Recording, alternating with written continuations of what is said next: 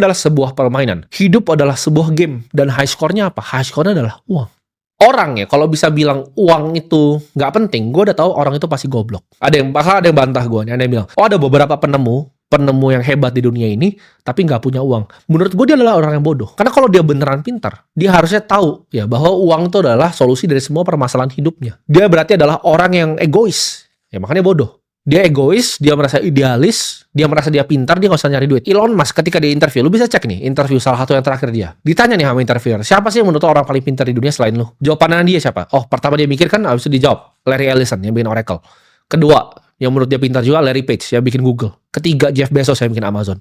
Tiga-tiganya ini adalah orang yang sangat sukses dan sangat kaya. Dan orang yang sangat pintar menurut Elon Musk, ya ini tiga orang ini.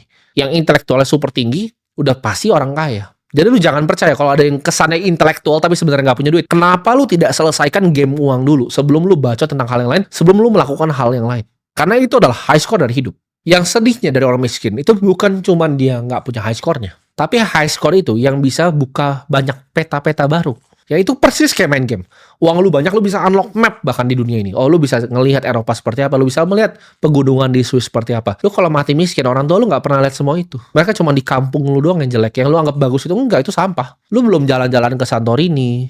Lu belum lihat gitu loh dunia ini seperti apa. Itu bisa dibuka map dunia ini, itu sama uang. Contoh ya, gue ngumpul. Kenapa gue suka cari ibaratnya pertemanan yang sama-sama sukses? Ketika gue ngumpul sama anak-anak di grup kita, ya di Holy Wings, itu semuanya punya ceritanya masing-masing dan seru sekali. Mereka tuh punya monsternya, punya naganya masing-masing. Contohnya Hotman, dia cerita zaman dulu ya, itu nggak ada yang kayak gini bisa viral-viralan. Pengacara zaman dulu tuh harus bawa pistol, harus punya izinnya untuk bawa pistol kemana-mana.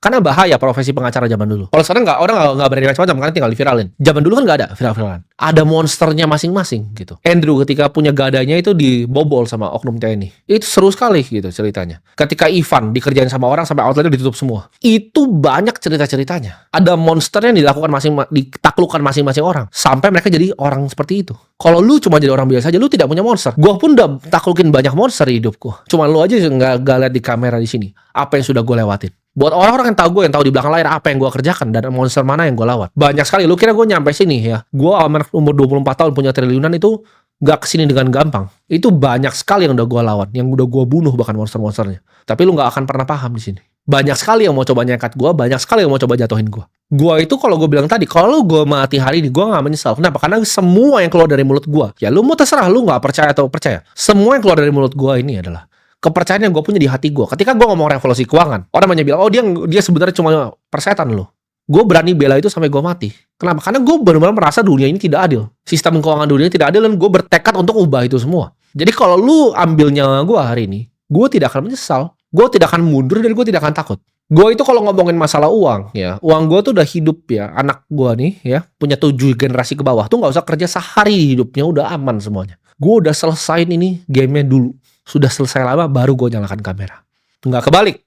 Bukan belum selesai gamenya baru nyalain kamera. Malah cuma ngambilin endorse. Gue itu hidup ya. Hidup yang